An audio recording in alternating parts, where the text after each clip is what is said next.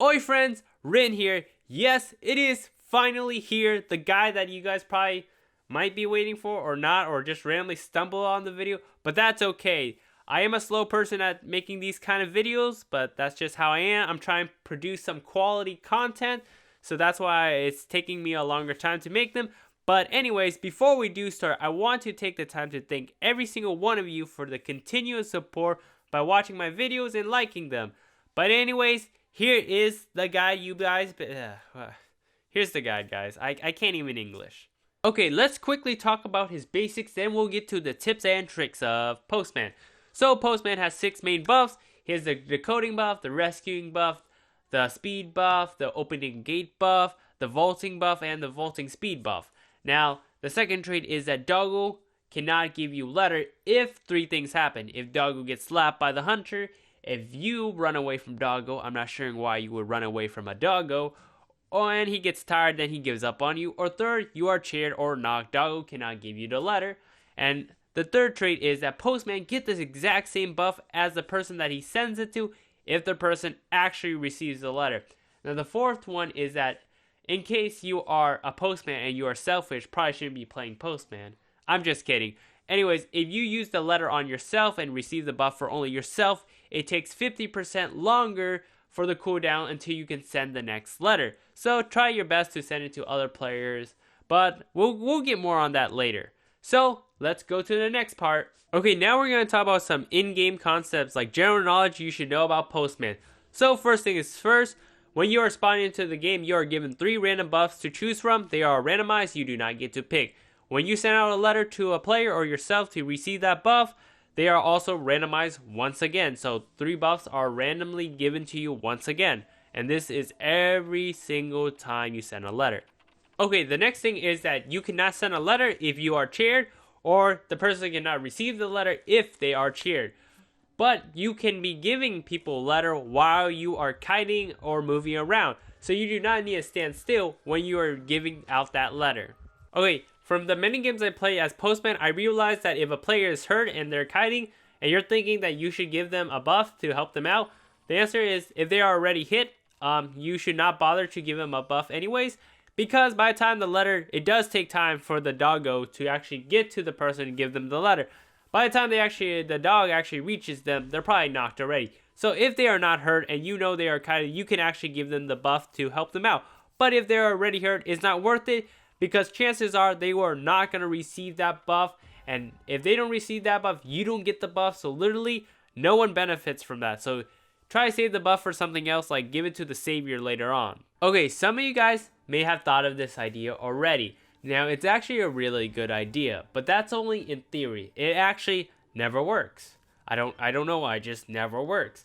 But anyways, what I'm talking about is that when a person is chaired and you see a savior going for them, and like, let's say Mercenary is saving someone, right? And you're like, as a Postman, what if I give a buff to the person that's chaired? If I give a buff to the person that's chaired, right? By the time Mercenary saves them, Doggo will arrive at the same time and give them the buff to escape the hunter. Now, that's a really good idea because you're giving your teammate a buff to escape the hunter. Now, this is only work in theory. I tried this so many times and it actually never works because the major problem is that it's timing. You have to time this perfectly, but we know that Identity V gameplay never go according to plan, like ever, right? So because, Doggo can easily get slapped by the hunter if they arrive at the chair, because hunter always are camping at that chair. And then when we talk about saviors can't just save when they want or go according to plan, because they also have to deal with the hunter. That's what makes the game challenging. So if Doggo comes by to the chair and the person is still chair, the letter is terminated, so is the buff. You just wasted a letter, now you have another cooldown. So, if they don't save by the time, Doggo arrives, the buff goes to waste. And like I said, I tried this so many games, and it actually never, ever, ever, ever work. So what I recommend instead is that you give a buff or a rescuing buff to the person that is saving, like the Mercenary, for example, right? But when should you give it to them? You should give it to them when the person is knocked, not when they are cheered. Let me emphasize this one more time. They are knocked, not when they are cheered. Because if you give the buff to the savior when the person is cheered already, you are risking really hard, because you guys gotta remember, Doggo takes time to go send that letter. It's not like an instant thing, right? By the time Doggo gives the letter to like a mercenary, the person may be at the halfway mark, right? You're calling it a close call, and you're making it very dangerous, right? You want the buff to be ready and prepared for that savior, so you should definitely send it when they are knocked instead of, when they are chaired. So do keep that in mind and plan it all out. Okay, so let's say you are the savior on your team now, because your main savior is hurt or something, So now you have to go save. It is important to recognize that you are the savior now. So when you recognize this, you should send out your rescue buff or whatever buff that you want to use to save that person right away to a random survivor. It does not matter which survivor, but obviously not the one that's going to get chaired. It just doesn't make sense. But the main idea here is that as long as you are getting a buff, it does not matter which survivor. So by the time you reach the chair, you have the buff and prepare utility to save that survivor. Okay, it's important to remember that tide turner should not stop you. So let's say you are saved by a mercenary, right? And now you're on tide turner. Then you got hit. You're like, oh shoot, I'm about to go down. But be an asset, not a liability. You can actually send out a letter when you're on tide turner. That's the cool thing, right? So definitely do send a letter out before you get knocked again. So you can send out a decoding buff or a rescue buff to a person that's going to save you next. Just don't let that letter go to waste. So do definitely try sending that letter out, because you want to take advantage of what you can do for your team before you get knocked, right? You're trying to win. You're not trying to be a liability and give up, of course. So definitely do keep that in mind. Send that letter before you get knocked. Even if you're not on tide turn, if you're about to get knocked, send that letter anyways. Okay, I want to clarify something really quick to clear up any confusion or question about it. So when I say permanent, it's not actually permanent the way you actually think. Okay, I'm not trying to confuse you guys. Okay, let me try to explain this. So when I say permanent increase vaulting speed by 10% or permanent opening gate by 30%, it's not actually permanent.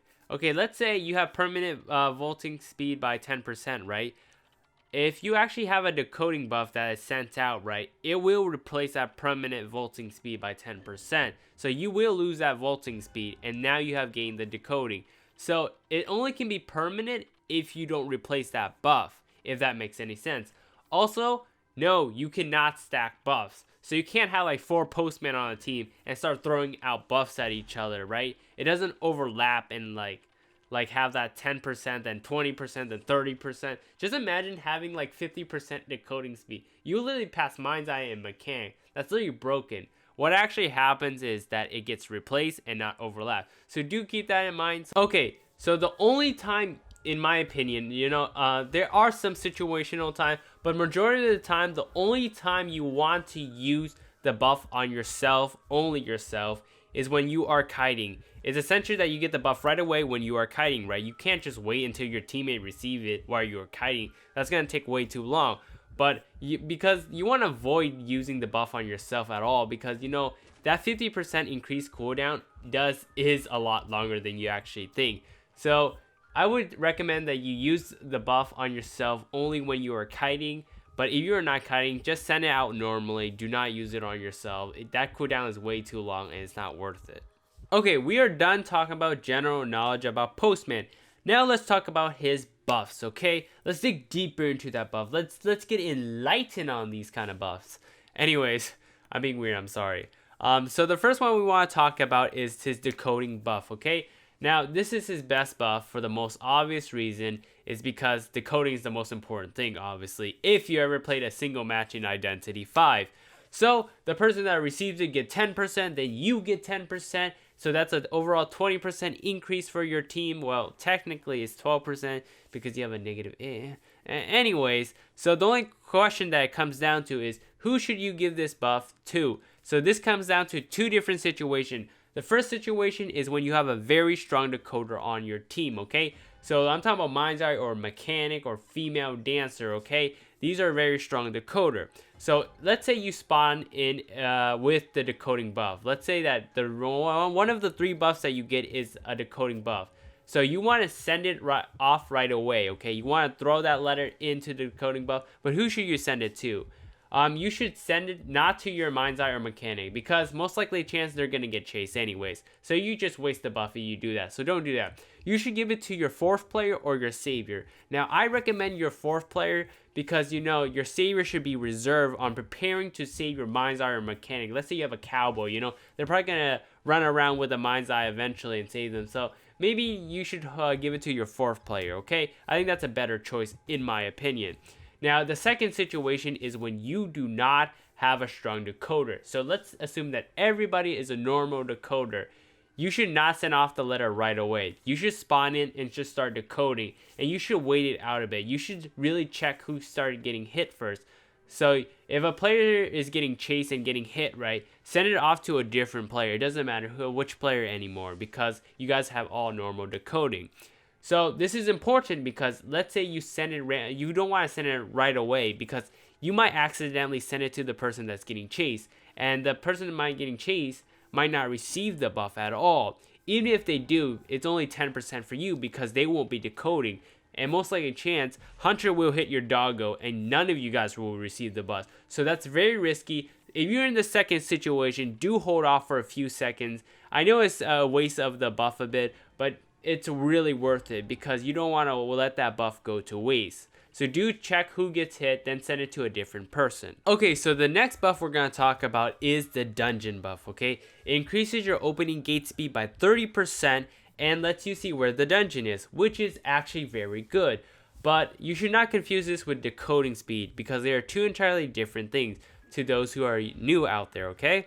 So when should you be using this buff? You should only be using this buff at endgame. So when you are on the last cipher or before you pop that last cipher, okay? Because that's the main goal of the buff, right? To open the gate faster, which is the last part of the game. I don't see why you would use it any other time, but there is a time that you would want to use it, but I'll explain that in a bit. So who should you send the buff to? The person you should send the buff to is who's most likely gonna receive that letter and who's most likely going to open that gate. So you're assuming that you and that person are going to open the gate and win the game. So I want to emphasize that you do not want to give it to the person that is kiting the hunter, because two problems. You give it to the person that's kiting the hunter, they might not even receive it at all because they might get knocked and they don't receive the letter, and then you don't get the buff either, making this whole thing useless. And second is that is not their purpose. Their purpose is not to get that buff and try to escape through the dungeon. Don't have that mentality of thinking, hey, if I give them the buff, they might find the dungeon and escape too. That's a very bad mentality because their purpose is to stall as much time as they can before they die so your whole team escape and win the game. So do definitely give it to the person that's most likely going to open the gate. And the other part is that the only time you would want to use this on yourself or use it for the dungeon is when you're the last survivor. And when you don't know where the dungeon is, you're like, okay, I'm going to use it to find the dungeon, which is really good because you're going to find the dungeon and escape too. So that's the only other time you would want to use it for the other purpose, to find the dungeon really quickly. Okay, so this time I want to talk about 3 buffs at the same time. I want to talk about the movement speed for 5% for 20 seconds, the vaulting boost after you vault something, and the vaulting speed increase by 10%. Now, you see a survivor kiting and you want to help them out. You want to send out a buff to help them, right? So you should only be sending one of these buffs out to actually help them, which is the movement speed buff, rather than the 2 vaulting buff. Because the 2 vaulting buffs are situational and the movement speed is universal. Now let me explain. You don't know what that survivor is doing. You don't know if they're near anything to vault or if they can even vault in the first place, right? So it's safer and better to send out a universal buff to help them get to a certain place. They can't vault or pallet if they never make it in the first place. And the 2 vaulting buffs should be used on you because it's situational. You know when you are going to vault. So before you vault, you should use it on yourself. Now this is only a thing of options, right? If you don't have the option to give them that movement speed, just throw any buff at them to help them out, vaulting or whatever. I'm just saying if you have the option to pick, you should pick movement speed over vaulting if you're trying to help another survivor. Okay, so a last few things is persona. Let's talk about persona first, okay? So which persona should you use? Well, you can use either persona, whether you want to use Broken Window or Tide Turner, you know? But I'm leaning more on Tide Turner because you have so many utilities and buff at your hand when you kite that you don't really need Broken Windows. You actually have a vaulting buff that can replace Broken Windows almost. So really, you should lean more Tide Turner in my opinion. But you want to go Broken Window, that's fine. It's just up to your decision making and what you think is effective in a gameplay for yourself and your team. Okay, so in the end, we have to keep in mind what is Postman's main goal. And that is to help his teammate and support them in any way he actually can. Whether it be kiting or ciphering, right? He always has to keep on rotating out these buffs and sending these letters, and fast too, to keep on helping them. So for example, even if he doesn't get the decoding buff, like, which is the best case scenario, right? And he has a mind's eye, right? He should send a kiting buff to the mind's eye right away to keep them safe, because most likely chance the hunter will go for them. Now, even if the hunter does not go for them, you did not go put that to waste, because you should always have your main decoder safe. So you rather be safe than sorry. So always keep this in mind. So what is my final thought on this character? I actually really like this character. You know, I do recommend that you guys buy him and try him out, because in my opinion, he's the only support character in the game. Now, some of you guys may argue, hey, what about like Seer? They gives you owl to protect you, and Female Dancer can give you those boxes to increase, your decoding. I mean, yeah, that's great and all, but he's like a peer support, you know? It's not like something that can like be replaced. He can help all survivors in many different situations. So that really defines him as a support character. And I do congratulate NetEase for actually developing a character that can actually support other survivors in multiple different ways. So I really like him. So like I said, I do recommend that you guys buy him and try him out for yourself. He's really fun and cool to play. Okay, that is the end of the guide, guys. I try to squeeze everything in as much as I can as possible to help you guys with this new character. If you guys enjoy the guide though, remember to leave a like. If you guys have another survivor or hunter guide that you guys want me to do, let me know in the comment section below. Also, if you guys haven't subscribed to my channel, do support me and subscribe and turn on that notification bell. And I will see you guys all next time. Okay, after rewatching my video, I realized I look like a zombie and I look dead. And that's probably because I incorrectly adjusted my camera. But I'm here to say happy holidays, guys, and I'll see you guys all next time.